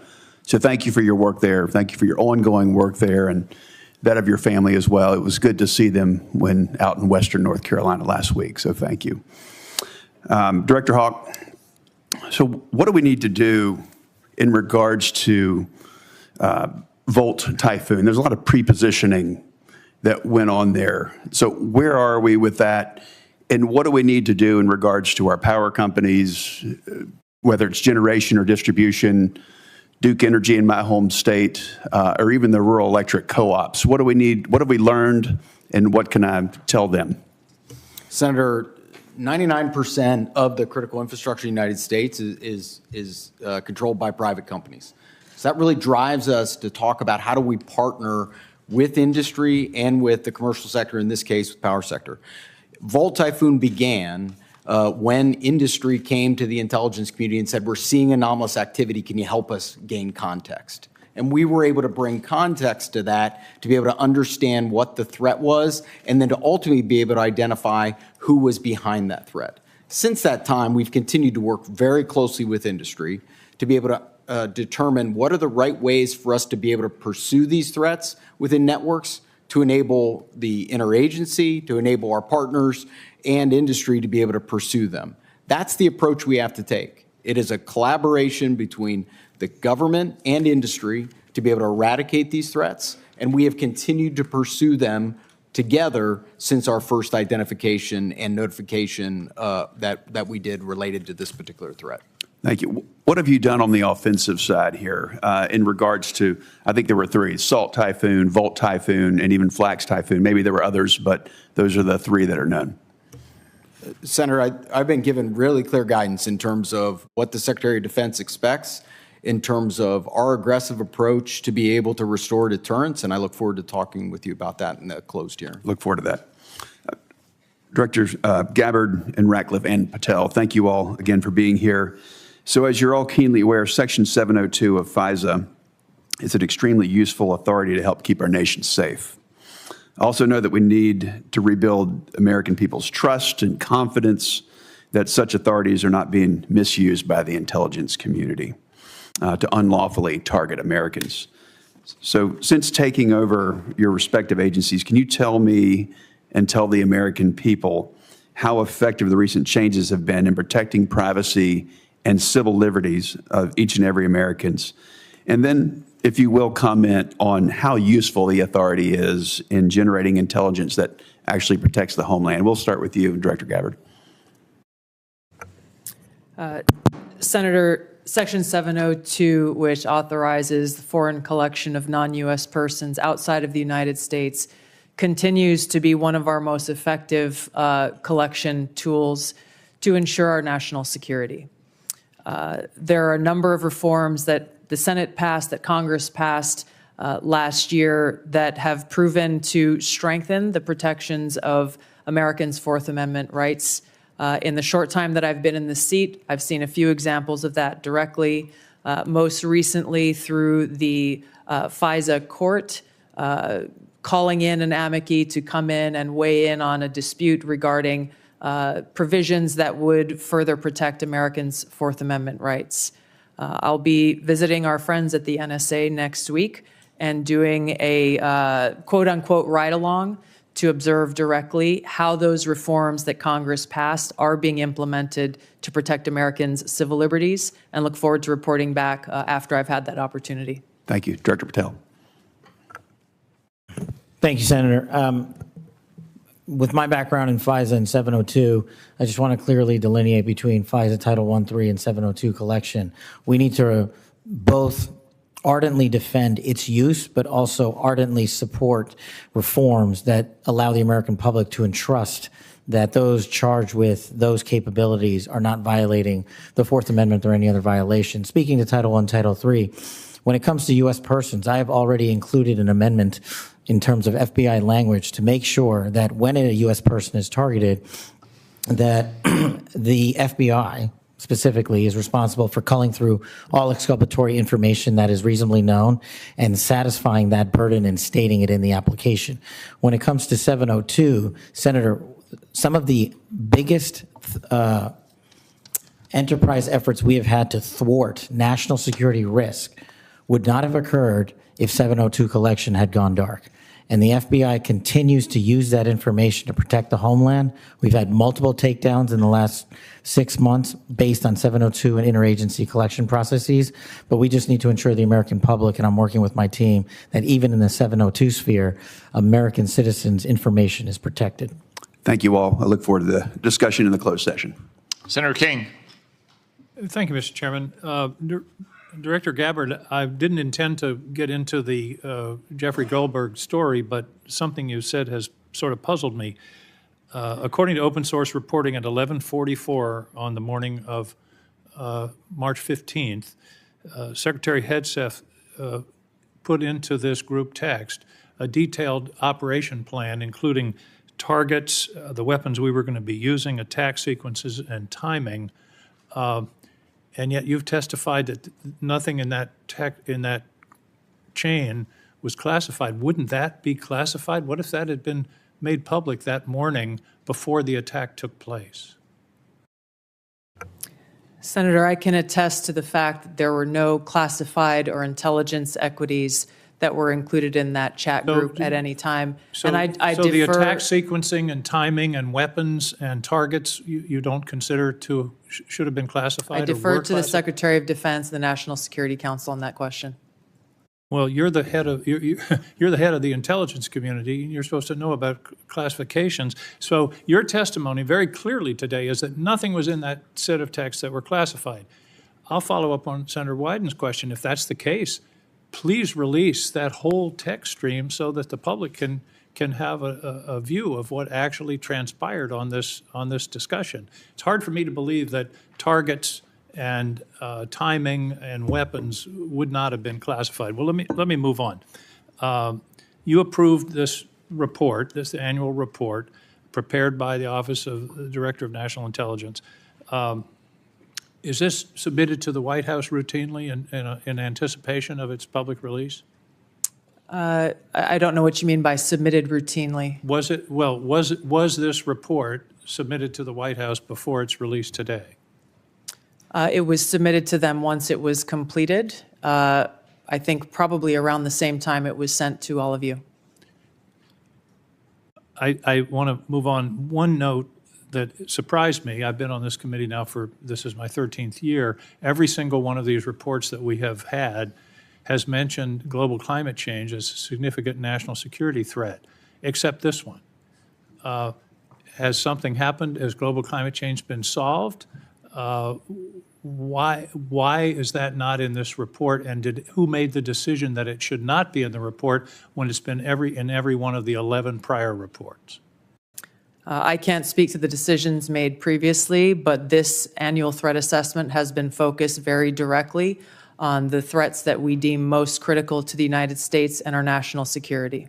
Obviously, we're aware of occurrences within the environment and how they may impact operations, but we're focused on the direct threats to Americans' safety, well-being, and security. How about how they will impact mass migration, famine, dislocation, political violence, which is the finding, by the way, of the 2019 annual threat assessment under the first Trump administration? You don't consider that a significant national security threat? For the intelligence community, being aware of the environment that we're operating in is a given. What I focused this annual threat assessment on, and the IC focused this threat assessment on, are the most extreme and critical direct threats to our national security. Let me ask a direct question. Who decided climate change should be left out of this report after it's been in the prior 11? Where was that decision I made? gave direction to our team at ODNI to focus on the most extreme and critical national security threats that we face. Your direction include no comments on climate change? Senator, as I said, I focused on the most extreme and direct national security threats. That's not a response to my question. That we face. Did you instruct that there be no finding in terms of climate change in this report? I don't recall giving that instruction. Final questions in a few short seconds that I have left. You all concede, and it's in the report repeatedly, about the cyber danger from China, from Russia, from Iran. Why then is the administration deconstructing CISA? 130 people fired. General Haugh talked about the importance of public-private cooperation. That section of CISA seems to have been disestablished. What possible policy reason is there for undermining CISA's relationship to the states with regard to elections and to the private sector with regard to cybersecurity when the cybersecurity threat is only growing? Anybody want to tackle that? I won't speak for all of my colleagues here, but I don't believe any of us have any insight into those specific staffing decisions that have been made. Well, let me ask you this question. You've all found, the report has found explicitly growing cyber threats, including to elections from Russia, China, Iran. Do you believe that it's in the national interest to diminish our capacity to deal with those cyber issues? Yes or no? President Trump is focused on effects and making sure that the people that we have and the resources that we have are focused on our national security. He and his team recognize that more people doesn't necessarily always mean better effects. Those are some of the things that are driving the changes that we're seeing across the administration, is getting all of our agencies back and focused on their core mission. General Haugh, do you agree that? Sorry. Senator King, your time has Time is expired. up. Thank you. Senator Rounds. Thank you, Mr. Chairman. First of all, thank you to all of you for your service to our country. With regard to the issue surrounding Signal, I'm going to address it, but I'm going to address it in the closed session so that we can get more in depth into that issue. In the meantime, I want to direct my first question to Director Ratcliffe. As the debate continues in Washington regarding spectrum, what can you share in this unclassified setting regarding the critical nature of spectrum to national security interests generally? Thanks for the question, Senator. I know this is an issue of great interest to the Senate, and the potential auction of commercial space on spectrum. Those, as you correctly point out, the discussions about spectrum, I will start out by saying there are national security implications from such an auction were to take place to both the DoD and the IC. I think the discussions that we need to have in a classified setting, I can relate to you that the direction from early meetings that we've had is that the discussion about where that might take place would not affect specifically CIA or IC equities, and I hope that's the case and where the discussion goes. But I think we need to be concerned that a public auction at bands at certain levels would have an impact on our ability to deliver an accurate intelligence picture. In other words, there are parts of the spectrum which simply cannot be shared with the commercial. That's correct. All right. Thank you. And we can talk about the specific reasons about why in a classified setting that would cause a diminishment of our ability to deliver a good threat picture to the Commander-in-Chief. And in some cases, life or death consequences Absolutely. Involved. Thank you. Director Patel, first of all, I just want to thank you for what you are doing. And I know that there's a number of items that in your previous life you did that simply can't be discussed, but nonetheless, we've appreciated what you have done for your country already. Today, I just wanted to talk to you about, we've seen a series of public news reports about ISIS threats within the United States. And there have been several successful interdictions, Oklahoma City, Philadelphia, New York. Although the question remains as to the total number of ISIS operatives who were able to breach porous borders in the months and years before policy changes in this January of 2025, to what extent is the FBI tracking operatives who remain in the United States today, and what is the FBI doing to track them down? Thank you, Senator. I appreciate your question and your comments. So the priorities at the FBI since I took over have been violent crime and national security, and this speaks directly to national security. The direction for the FBI is to track down any individuals with any terrorist ties whatsoever, whether it be ISIS or another foreign terrorist organization, and now to include the new designations of the cartels down south and elsewhere. So the FBI is utilizing our Joint Terrorism Task Force, which are situated in all 55 field offices. But the key to success there is our partnership with state and local law enforcement who have the ground level intelligence on some of these operatives. And as you've highlighted, we've already shut down numerous threats, and we've identified publicly where permissible these threats and individuals and where they're coming from. And I think the FBI is doing a very good job right now in collecting this information through our interagency process. And we will continue to thwart every bad actor affiliated with a terrorist organization or otherwise. Thank you. And Director Haugh, first of all, look, you've talked a little bit already about Salt Typhoon, but what I want to really get into is the things that are moving right now that you haven't had a chance to address, and in particular, Cybercom 2.0 and the need to accelerate that particular plan moving forward. Can you talk just briefly? I've got 40 seconds left. Talk to us a little bit about how critical 2.0 is in terms of countering the cyber activity that's going on through nefarious actors. Senator, what we were asked to do by Congress was to look at what's the force generation model for the Department of Defense to be able to generate cyber forces.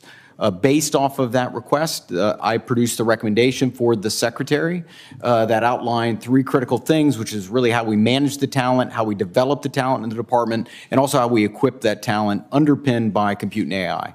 We've brought that plan initially back to Secretary Hegseth. He told us to go faster. We've delivered him that plan. And now, based off of his guidance, we will now begin to move forward with the rest of the department. Thank you. Thank you, Mr. Chairman. Senator Bennett. Thank you, Mr. Chairman. Thank you very much for holding this hearing, and thank you for being here. Mr. Director Ratcliffe, it sounds to me like your testimony today and the Secretary and the DNI's testimony is that there was nothing wrong at all with the signal thread that you were on, that it didn't include any targeting information or battle sequence. That is your testimony. That's your testimony. And I'm a little staggered that that is your view, Director Ratcliffe. Does the CIA have any rules about handling of classified information? Yes or no? Yes. Thank you, Director Ratcliffe. Do you agree, Secretary of Defense Pete Hegseth said this morning when asked by members of the press what had happened, he said this morning in Hawaii that Atlantic Editor-in-Chief Jeff Goldberg is a, quote, deceitful and highly discredited so-called journalist who's made a profession of providing hoaxes time and time again. Do you share that evaluation, the Secretary of Defense's evaluation of Jeff Goldberg as a journalist? Senator, I didn't see those comments. I don't know Jeff Goldberg. So do you share that view of the Secretary of Defense? Well, I don't have a view on. Okay. Assuming that he has that view, I'm curious about whether you are the CIA director. Okay, this has happened. We know it's happened. Did Jeff Goldberg somehow, did he create a hoax that allowed him to become part of this signal thread? Please answer the question. You don't insult the intelligence of the American people. Did he invite himself to the signal thread? I don't know how he was invited, but clearly he was added. Clearly it was. Finish your sentence, please. Clearly he was added to the signal group. Your question is, you don't know that the president's national security advisor invited him to join the signal thread? Everybody in America knows that. Does the CIA director not know that? I've seen conflicting reports about who added the reporter to the signal messaging group. You think that it's perfectly appropriate that there was a reporter added, especially one that the Secretary of Defense says is deceitful, highly discredited, a so-called journalist who's made a profession of peddling hoaxes over and over again? Is your testimony that it was appropriate that he was added to this signal thread? No, of course not. And why did you not call? Hold on, Senator. You're mischaracterizing my testimony. Good. You answered the question. Let me ask you. When he was added to the thread, you're the CIA director. Why didn't you call out that he was present on the signal thread? I don't know if you use signal messaging app. I do. Not for classified information, not for targeting, well, neither not do I, for Senator. anything remote. Neither do I, Senator. Well, that's what your testimony is today. It absolutely is not, Senator. Were you not listening at the beginning? No. When I said that I was using it As permitted, it is permissible I to agree use. that's your testimony. Yeah. I agree that's your testimony. You asked me if I use it, and I said, not for targeting, not for classified information. And I said, see I don't what the either. record shows. I also know Jeff Goldberg. I don't use it to communicate with him, but you thought it was appropriate. By the way, I think he's one of the more outstanding journalists in America, but I'm shocked to find him on a thread that he's reading in the parking lot of a grocery store in Washington, D.C., and your testimony as the director of the CIA is that it's totally appropriate. No. Is it appropriate No, that the Director, president? that is not what I. Okay, when did go I say ahead, it was? please. When did I use the word appropriate? Well, go ahead, please. Well, I didn't. That everybody in America. So clearly, there's nothing to Senator, see here is what your testimony is. No, I never said this that. This is just a normal day at the CIA where we chat about this kind of stuff over Signal. In fact, it's so normal that the last administration left it here for us. That's your testimony today. That's your testimony. No, that's Senator. not my testimony. That's what you said. I didn't say any of those things that you just related, Senator. I heard you say it. We'll let the American people decide. Let me I ask think you one final point. I'm out of mischaracterized time. it. Well, are you going to give me a chance Is it appropriate? Did you know that the president's Middle East advisor was in Moscow on this thread while you were, as director of the CIA, participating in this thread? Were you aware of that? Are you aware of that today? I'm not aware of that today. This sloppiness, this incompetence, this disrespect for our intelligence agencies and the personnel who work for them is entirely unacceptable. It's an embarrassment. Senator? You need to do better. You need to do better. Thank you. I'm being gavelled by the chairman, and I apologize for going over my time. Senator Young. Thank you all for being here.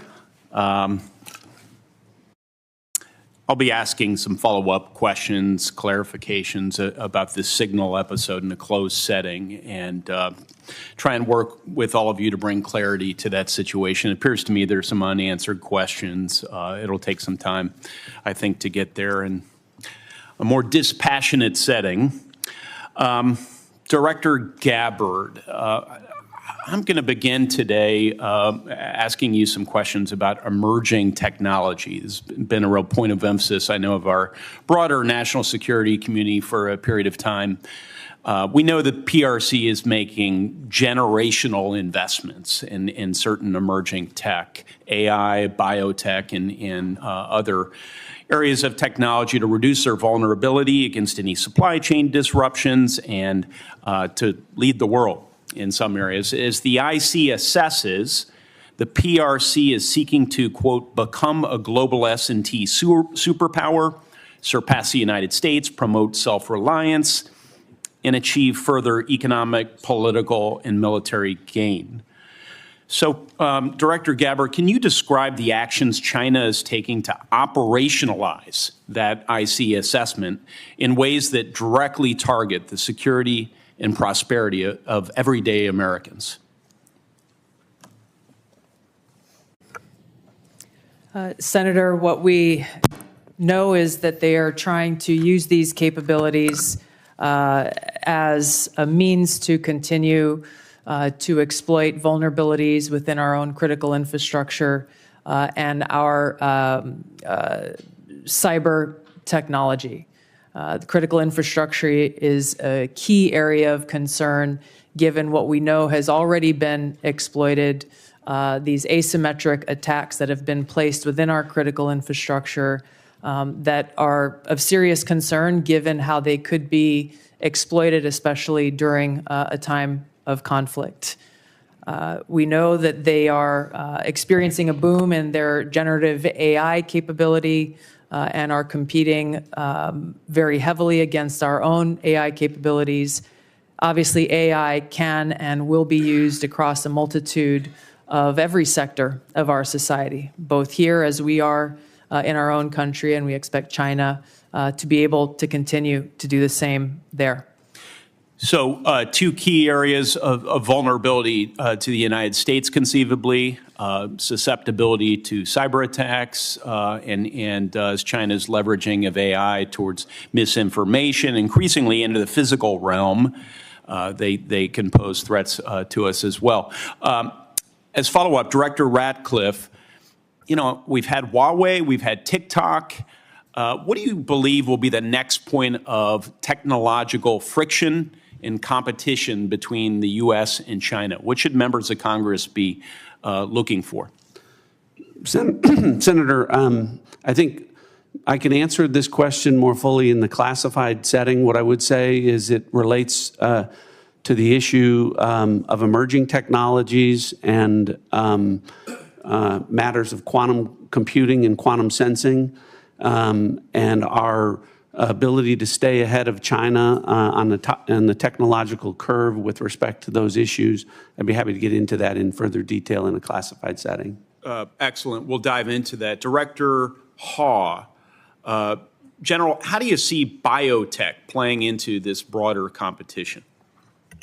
I think it's an area that, from our perspective, has increasingly been a priority as we want to understand the approach that China's taken, and also to ensure that as we think about the president's priorities in terms of both economic and technology security, we are certainly, as a community, following DNI's guidance, that we are increasingly putting our resources to be able to ensure that we understand where China is investing in those resources and how that will impact our economy and overall the overall health of our national security. Thank you, General. Director Gabbard, not a lot of time left on this end, but I do have a little crypto interest I wanted to communicate to you. Can you share with this committee how we're positioned to disrupt foreign cyber efforts to steal cryptocurrency, such as the North Koreans have successfully done? If others would like to pull this thread and weigh in on this question very briefly, that would be great. Senator, we're obviously aware of North Korea's revenue generating by stealing cryptocurrency has had a significant effect on North Korea's capabilities. I defer to our technical experts on the actions that are being taken. Senator, I think this would be a great topic when we go to closed session. It's going to be a busy closed Agreed. setting. Yes. Director Patel? I agree with the general. In closed session, I can provide some details. It's what you get when you visit with a bunch of spies. All right, Chairman. Senator Kelly. Thank you, Mr. Chairman. I'm going to come back to the topic of the day here, the signal chain as reported by The Atlantic. Ms. Gabbard and Mr. Ratcliffe, you each testified that there was no information operational in nature, no classified information. So I want to ask each of you just a series of, just respond yes or no. I'll start with Ms. Gabbard. In the signal chain that we have been talking about, was there any mention of a target in Yemen?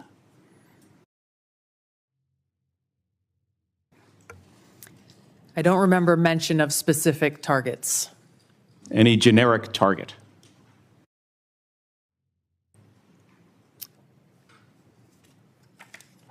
I believe there was discussion around targets in general. Mr. Ratcliffe? I think that's consistent with my recollection. Again, I don't have access to that. Was there any mention, Ms. Gabbard, of a weapon or weapons system? I don't recall specific weapons systems being named.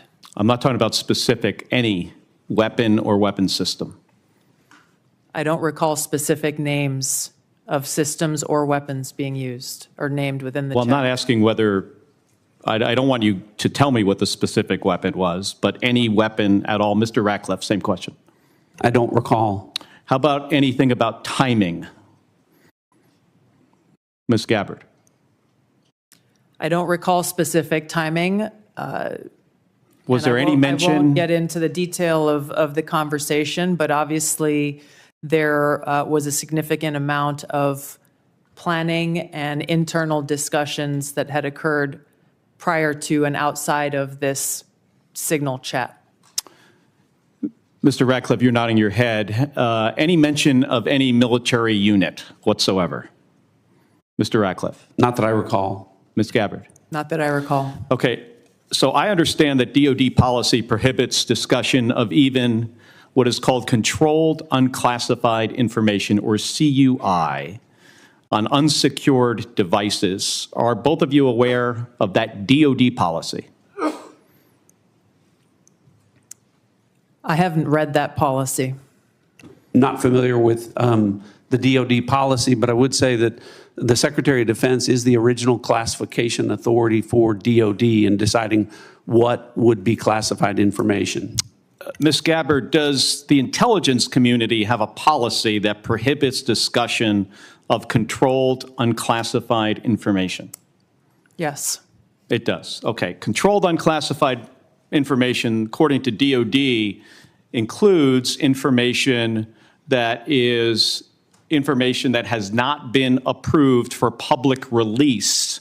Would you, of what's been disclosed publicly of the signal chain, would either of you feel that that would be approved for public release? Ms. Gabbard. The discussion that took place in that Signal chat group was a conversation reflecting national security leaders and the vice president around the president's objectives. So yes or no, would you approve that for public release? I don't feel I can answer that question here. Because of the nature of this hearing? Because of the nature of a private discussion that took place between individual leaders in our government. It would make sense that you would not approve it for public release, wouldn't it? There are other factors that would go into that consideration. Mr. Ratcliffe, yes or no? I wouldn't approve the release of classified information. Again, as I've said, my I'm not talking about understanding is classified information, Mr. Ratcliffe. I'm talking about information that has not been approved for public release. That is information that is considered controlled, unclassified information. The principles that would have been on that would have been individuals capable of approving that for public release. I got 20 seconds. The deliberation as to whether or not we should launch a strike on another country, would you consider that classified information, Ms. Gabbard? Well, the information was not classified. I'm not talking about this. I'm just talking about deliberation from principles as to whether or not we should launch a strike on another country. Would you consider that classified information? I'm not talking about what happened this week. There are other factors that would go into determining that classification. Mr. Ratcliffe, the deliberation between principals in our national security apparatus about whether or not to strike another country, would you consider that to be classified information? Pre-decisional strike deliberation should be conducted through classified channels. Thank you. Thank you, Mr. Chairman. If I may, I just want to return, Mr. Ratcliffe, to your answer there in part to Senator Kelly. It's been raised at several occasions now in this hearing about whether classified information was discussed in this chat. And you mentioned about the Secretary of Defense being what you called, I think, the original classification authority. Correct. Correct. I think it's important for the public to understand that although you and Director Gabbard are original classification authorities on many matters, you're not that for all matters that might be classified in the government. Is that right? That's correct. So if the Secretary of State has classified sensitive diplomatic details, that's his authority. If the Secretary of Energy has sensitive classified information about our national laboratories, that's his authority. And the two of you can't speak to other departments who have their own original classification authority, and which, of course, as Director Gabbard said, ultimately rests with one person, the President of the United States. Is that correct? That's correct. Okay. I just wanted to clarify that. It looks like the Vice Chairman wants to weigh in as well. Just very briefly. I mean, I think it strains the audience and the watching public's credibility if we're talking about timing, packages, that somehow this would be okay to put out, or just, frankly, senior American officials trashing Europe. I've been around this for a while. This is not information you generally put out. And the notion there's not even acknowledgement of, hey, gosh, we screwed up, is stunning to me. And the idea somehow, well, none of this was classified, but we can't talk about it here.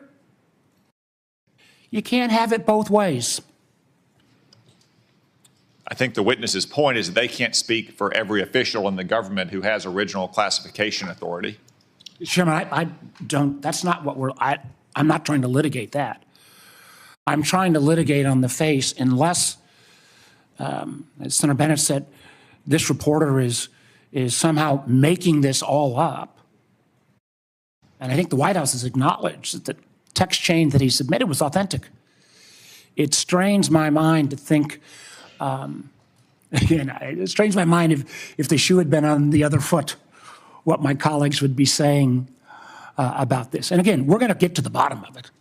And I appreciate your comments, but you guys have both testified under law. There's nothing classified in that information. There was nothing, in a sense, I've not heard either one of you say, gosh, we screwed up. So we'll find out. This is too important to our national security. And again, I know we've got more members to close.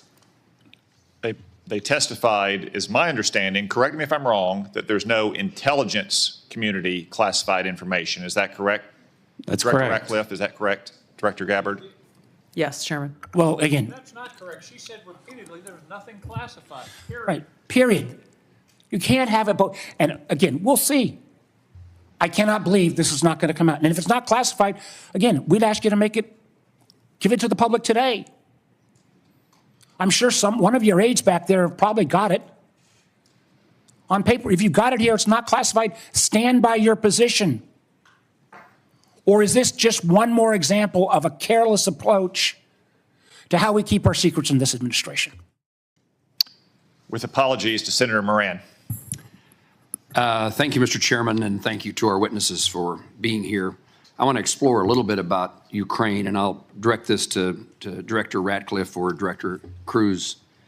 The ATA assesses that, quote, the grinding war of attrition in Ukraine, quote, will lead to a gradual but steady erosion of Kyiv's positions on the battlefield. Are Ukrainian forces at any significant risk of collapse this year?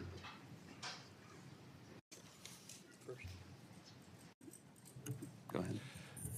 Before I turn it over to Director Ratcliffe, I think both sides are working through the equipment that they need, the industrial base they need to support that, and the personnel that are required to man all of that equipment and man the front lines.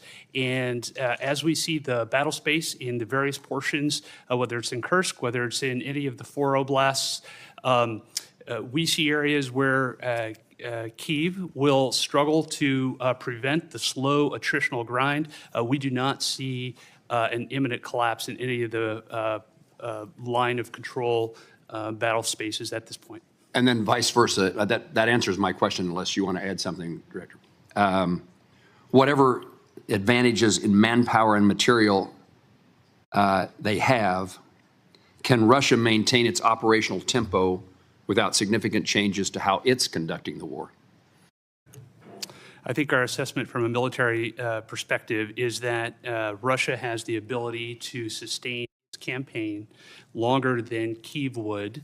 Now, when that timeline hits, we do not have an assessment of, but I believe that if this were to go on for more than the remainder of this year, both sides would have a significant challenge maintaining their defense industrial base as well as their operational ops tempo. Longer than this year? That is correct, and they will each have difficulty at various points throughout the spring, summer, and fall as well. Thank you. Director Ratcliffe, ATA says continuing the Russia-Ukraine war perpetuates strategic risks to the United States of unintended escalation to large-scale war and heightened insecurity among NATO allies. What are the strategic risks to the United States if Russia were to achieve its maximalist objectives via peace agreement? Achieve via peace agreement? Yes. Well, I think that clearly the negotiations that are going on reflect that President Trump is seeking a cessation of the war on terms that will end the war permanently. From an intelligence community standpoint, and specifically with regard to CIA assets, we've taken steps to support that, the president's goal of an enduring peace. To General Kruse's comments, I agree with his assessment and generally the public assessment that Russia has the battlefield advantage, is grinding forward slowly. I want to comment on that, however, to say that with regard to the Ukrainian resistance, the Ukrainian people and the Ukrainian military have been underestimated for a period of several years now. And ultimately, I'm convinced from my reflections in observing from an intelligence standpoint that they will fight with their bare hands if they have to, if they don't have terms that are acceptable to an enduring peace.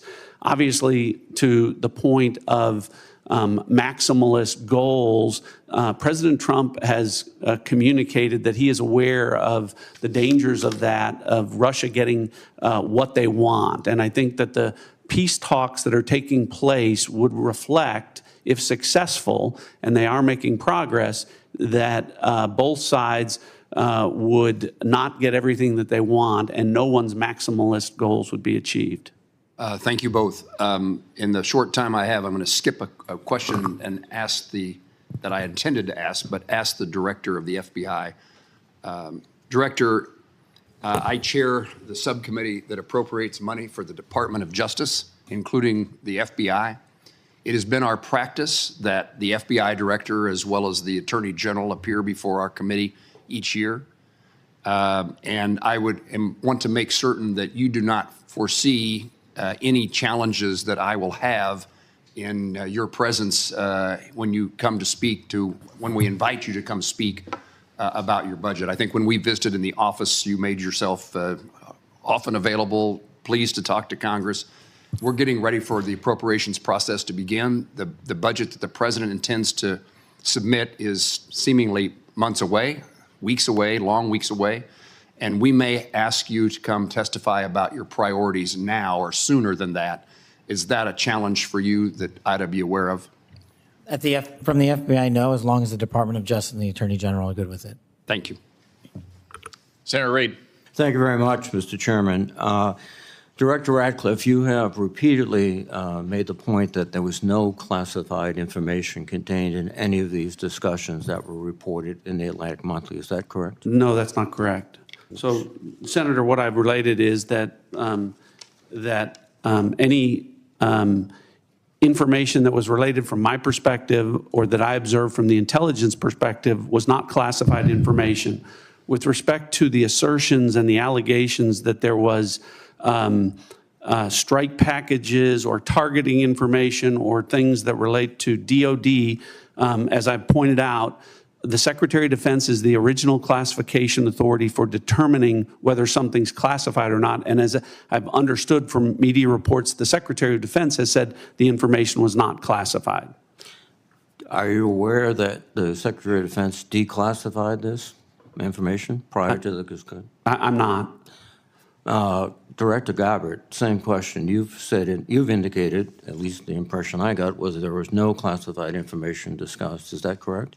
Senator, my answer is the same as the director of the CIA's. So the question has to be posed to Secretary Hegseth whether he declassified the information and at what point he did declassify it. Do you agree? Yes, I defer questions to the Secretary of Defense. Okay. Director Patel, are you conducting an investigation of these discussions and activities? Thank you, Senator. As I informed the Vice Chairman on the same question, I found out about this late last night, early this morning, so I don't have an update for you on that. Well, thank you. When you get an update, we'd appreciate it very much. Yes, sir. Director Gabbard, were you overseas during any parts of these discussions? Yes, Senator, I was. Were you using your private phone or a public phone for the signal discussions? I won't speak to this because it's under review by the National Security Council. Once that review is complete, I'm sure we'll share the results with the committee. What is under review? It's a very simple question. Are you a private phone or an officially issued phone? What could be under review? National Security Council is reviewing all aspects of how this came to be, how the journalist was inadvertently added to the group chat, and what occurred within that chat across the board. But so you were not going to disclose anything about whether you use the phone. Director Ratcliffe, there's been indication that the CIA has warned recently retired personnel about the vulnerabilities of Signal and other encrypted messaging applications. If that's the case, why were you discussing these issues on Signal? Senator, Signal use, as I've said repeatedly, is permissible for work purposes. I've never said that end-to-end encryption apps like Signal are a substitute for classified systems. And I was not discussing classified information in this setting. But as you've indicated previously, perhaps the Secretary of Defense was discussing classified information, and only he can be held accountable in terms of whether it was classified or declassified at the point when he spoke. Is that accurate? Well, I didn't say it that way. I said the Secretary of Defense is the original classification authority, and my understanding is that his comments are that any information that he shared was not classified. But you have no way to verify that? I don't. Again, this is a very troubling example and a great lapse in our intelligence and our discussion. One further point, if you are not aware of any classified information on the discussions back and forth, would it be appropriate for the author to release the entire text of what he heard or transcribed? I think the author has released, my understanding, essentially almost all of the information as it's been related to me. I don't know what calculation the author made with regard to what information would be released or not. Well, but again, I can again confirm that with respect to the communications that were related, as to me, there was no classified information. According to the article, quote, the message contained information that might be interpreted as related to actual and current intelligence operations, and the author did not disclose that information.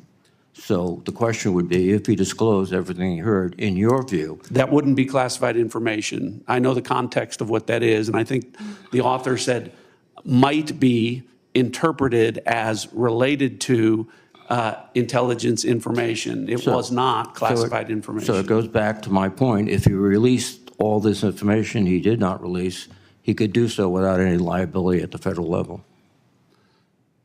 I think you're asking for a legal answer that I'm not able to give you, but. Mr. Patel, can you opine? You're a lawyer and you're the director of the FBI. Would he face any legal liability if he released the information? Because of the questions you and the Vice Chairman have put to me, I'm not going to prejudge the situation, and that legal call is ultimately for the Department of Justice. Thank you. Thank you very much, Mr. Chairman. Senator Ossoff. Thank you, Mr. Chairman, and thank you all for joining us and for your service. Just to make sure I understand some of the basics here, so Director Ratcliffe, you were a member of the Houthi PC small group signal chain, correct? I was. Yeah, and so were the Vice President, the Secretaries of State and Defense, the National Security Advisor, and Ms. Gabbard, correct? I believe so. I don't have a list of who was invited to be on. And so was national political reporter Jeffrey Goldberg, correct? I don't know that. Yes, you do. I don't know Jeffrey Goldberg, and I've already testified. I don't know whether or how he was added. Okay, well, he was a member of the signal chain, and the discussion included the Vice President's private opinion on the wisdom of proposed U.S. strikes in Yemen, correct? I don't recall. Vance, quote, I think we are making a mistake. I am not sure the President is aware of how inconsistent this is with his message on Europe right now. There was a strong argument for delaying this a month. You don't recall? I don't, as you don't recall seeing that? Read that. I don't. It included the private opinions of the Secretary of Defense on the timing of strikes in Yemen, correct? I don't recall. Director Ratcliffe, surely you prepared for this hearing today. You were part of a group of principals, senior echelons of the U.S. government, in now a widely publicized breach of sensitive information. You don't recall whether the Vice President opined on the wisdom of the strikes? That's your testimony today under oath? In that setting, I don't recall. Here's what Secretary Hegseth said, quote, waiting a few weeks or months does not fundamentally change the calculus. Two immediate risks on waiting. One, this leaks and we look indecisive. Two, Israel takes an action first or Gaza ceasefire falls apart and we don't get to start this on our own terms. Your testimony is you don't recall the Secretary of Defense sending that message or reading it? I recall there being an exchange. I don't recall the specifics as you're reading it. Well, let's put it this way, Director Ratcliffe, a discussion by senior U.S. officials on the timing and risks of a proposed military campaign and disagreements between the President and the Vice President about U.S. plans and intentions would be of obvious interest to foreign intelligence services, would it not? Yes. And they were discussing the timing of sending U.S. air crews into enemy airspace where they faced an air defense threat, correct? I'm going to, Senator, defer to the other principles that you're referring to about what the meaning and the context of They're what they talking were about the auditing. timing of U.S. airstrikes, correct? Yes. Yes, and therefore the timing of sending U.S. air crews into hostile airspace, correct? Yes. And therefore the time period during which enemy air defenses could target U.S. air crews flying in enemy airspace, correct? I don't know that. You do know that. Let me ask this question, General Haugh. You lead America's signals intelligence collection. Would the private deliberation of foreign senior officials about the wisdom and timing of potential military action be a collection priority for you and the U.S. intelligence community? Senator, it's our job to do indications and warning for both the plans and intentions of adversary leaders and for military commanders. And would not information about the timing of airstrikes allow a military to pre-position or cue air defense systems to shoot down enemy aircraft? I think, Senator, from our perspective, any advance warning is something that we certainly are trying to protect. Yeah. Director Ratcliffe, this was a huge mistake, correct? No. A national political... Hold on. No, you Let me hold answer. on. No, Director The Ratcliffe, I reason I asked you say a yes or no- no question, and now you hold on. A national political reporter You can characterize it how you want. was made privy The White to House has made sensitive information clear about that there imminent was an military inadvertent operations against a mistake, foreign terrorist an inadvertent organization. mistake of adding a reporter. And that wasn't a huge to a mistake? seal. That wasn't a huge mistake? Well, I think they characterize This is it an as a embarrassment. mistake. This is utterly unprofessional. There's been no apology. There has been no recognition of the gravity of this error. And by the way, we will get the full transcript of this chain, and your testimony will be measured carefully against its content.